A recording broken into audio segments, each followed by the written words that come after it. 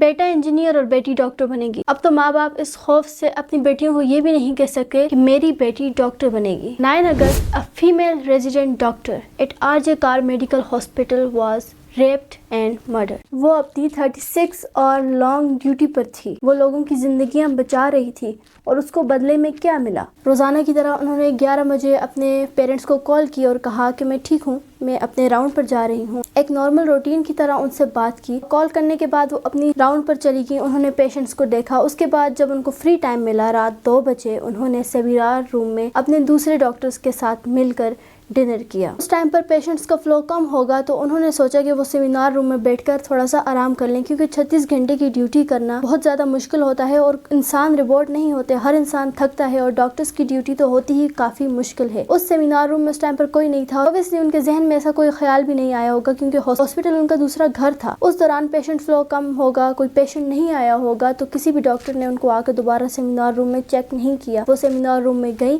اور وہاں پر سو گئی۔ سیمینار رومز ایسا سمجھیں کہ ہاسپٹلز کے اندر کلاسز بنی ہوئی ہوتی ہیں، اگر وہاں پہ ریزیڈنٹ ڈاکٹرز کو کسی بارے میں لیکچر دینا ہو تو وہ سیمینار روم یوز کرتے ہیں، کسی چیز کے بارے میں بتانا ہو تو ایک کلاس روم کی طرح ہوتا ہے سیمینار روم۔ اس سیمینار روم میں 2 بیڈ لگے ہوئے تھے تو وہ کافی زیادہ تھک گئی تھی۔ انہوں نے ڈیسائیڈ کیا کہ وہ ان بیڈس پہ جا کر آرام کریں گی، کیونکہ 36 گھنٹے کی لگاتار ڈیوٹی ڈاکٹرز کے لیے آسان نہیں ہوتی۔ لیکن صبح جب چیک کیا تو دیکھا کہ she was rapid and murdered. حالت ان کی اتنی خراب تھی کہ ہر پیلوک گریڈل واز بروکن، ان کی آنکھوں میں چشمے دھسے ہوئے تھے، جسم کے ہر حصے سے خون آ رہا تھا۔ صبح ان کی ڈیڈ باڈی ملنے کے بعد بھی کئی گھنٹوں تک ان کے پیرنٹس کو نہیں بتایا گیا۔ 11 بجے ان کے پیرنٹس کو کال کی اور بتایا کہ آپ کی بیٹی بیمار ہے، آپ جلدی سے آ جائیں۔ ان کے پیرنٹس کو بھی اس بات پر حیرت ہوئی کہ رات کو ہی تو انہوں نے اپنی بیٹی سے بات کی اور وہ بالکل ٹھیک تھی۔ 15 منٹ بعد دوبارہ ان کے پیرنٹس کو ہاسپٹل اتھارٹیز نے کال کی اور کہا کہ آپ کی بیٹی نے سوسائڈ کر دیا ہے۔ مجھے نہیں پتا کہ ہاسپٹل اتھارٹیز اتنے گھنٹے تک کیا چھپانے کی کوشش کر رہی تھی، وہ کون سے ایویڈنس تھے جن کو ڈسٹروائے کیا جا رہا تھا۔ فیمیل ڈاکٹر کے پیرنٹس 1 بجے کے قریب RJ Kar میڈیکل ہاسپٹل کے پاس پہنچے،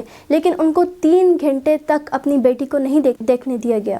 پیرنٹس جن کی بچی 31 ایئرز اولڈ کی ایسی ختم ہو جاتی ہے، ان کو 3 گھنٹہ کھڑا رکھا۔ 4 بجے ان کے پیرنٹس کو اپنی بیٹی کو دیکھنے دیا گیا۔ پہلے تو یہ معاملہ ایز اے سوسائڈ کہہ کر دبایا جا رہا تھا، لیکن اور جب وہاں کے ڈاکٹرز اور وہاں کے اسٹوڈنٹس نے ان کی ڈیڈ باڈی دیکھی تو وہ دیکھنے سے صاف پتہ چل سکتا تھا کہ یہ سوسائڈ نہیں ہے۔ وہ تو پھر بھی ڈاکٹر تھے، اگر ایک نارمل انسان کو بھی وہاں کھڑا کیا جاتا تو وہ بھی یہ بتا سکتا کہ یہ سوسائڈ نہیں ہے۔ پہلے تو پوسٹ مارٹم ہی نہیں کیا جا رہا تھا یہ کہہ کر کہ یہ سوسائڈ ہے۔ وہاں کے ڈاکٹرز نے پروٹیسٹ کرنا سٹارٹ کیا، اس کے کچھ ٹائم بعد ان کی باڈی کو پوسٹ مارٹم کے لیے بھیجا گیا۔ پوسٹ مارٹم رپورٹس کا رزلٹ یہ تھا کہ ان کا پیلوک گریڈل ٹوٹا ہوا تھا، ان کے جسم پر سیورل انجریز تھیں، ان کی آنکھوں سے خون آ رہا تھا اور یہ کیس تھا گینگ ریپ کا۔ کوئی ایک انسان یہ کام نہیں کر سکتا۔ جب CCTV کیمراز چیک کیے گئے تو وہاں پر دیکھا کہ رات سنجے رائے وہاں پر داخل ہوتا ہے۔ جب سنجے رائے وہاں پر آیا تو اس نے ہیڈ فونز پہنے ہوئے تھے اور جب وہ واپس گیا تو وہ ہیڈ فونز مسنگ تھے۔ جب سیمینار روم چیک کیا گیا تو وہاں پر ہیڈ فونز موجود تھے اور جب ان ہیڈ فونز کو کنیکٹ کیا گیا تو وہ سنجے رائے کے فون کے ساتھ کنیکٹ ہو گئے۔ اس کے بعد سنجے رائے کو اریسٹ کر دیا گیا، اس کو 14 دن ریمانڈ کے لیے بھیجا گیا اور سرپرائزنگلی اس نے 1 گھنٹے کے اندر یہ کنفیس بھی کر دیا کہ یہ سب کچھ میں نے کیا ہے، آپ مجھے پھانسی پر چڑھا دیں۔ سنجے رائے ایک سیوک والنٹیئر تھا۔ مجھے سمجھ نہیں آ رہا کہ ایک انسان جس کا بیک گراؤنڈ صاف نہیں ہے، اس پہ پہلے بھی ڈومیسٹک وائلنس کے چارجز، تو وہ ایک سیوک والنٹیئر کیسے بن سکتا ہے؟ اس کرائم سین کو دیکھ کر اور ان ڈاکٹر کی حالت کو دیکھ کر بتایا جا سکتا ہے کہ یہ کام کسی ایک بندے کا نہیں تھا، it was a gang rape. ہو سکتا ہے کہ سنجے رائے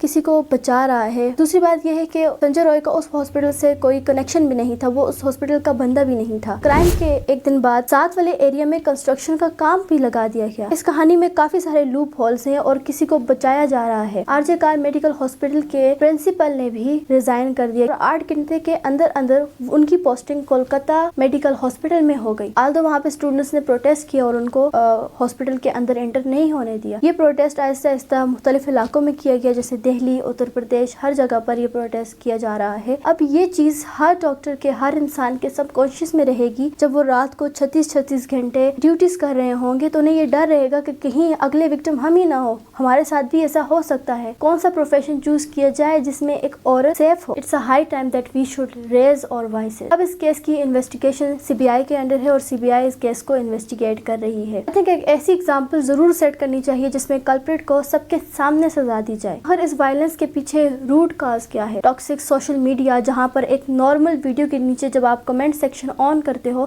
تو وہاں پر آپ ڈسکسٹنگ کمنٹس دیکھتے ہو، جو لوگوں نے اس عورت پر کیے ہوئے ہوتے ہیں. ایک ہماری جنریشن کہاں پر موو کر رہی ہے, ہماری سوچ کہاں جا رہی ہے, پیٹریارکل ڈومیننس, ٹاکسک مسکولینٹی, یہ چیزیں ہمیں کہاں موو کر رہی ہیں. یہ ہماری سوسائٹی کے لیے ڈاؤن فال ہے کہ ایک عورت اپنی ورک پلیس میں سیف نہیں ہے. کوئی بھی ایسی عورت نہیں جس نے آج تک ہراسمنٹ فیس نہ کی ہو. I know not all men are same, but it's always a man. ان کا کیس اب CBI ہینڈل کر رہی ہے. ہم چاہتے ہیں کہ جو کلپرٹس ہیں ان کو سزا ملے, ایک ایگزامپل سیٹ کی جائے جس میں ان کلپرٹس کو سب کے سامنے سزا دی جائے تاکہ ان کرائمز کو ہونے سے روکا جا سکے.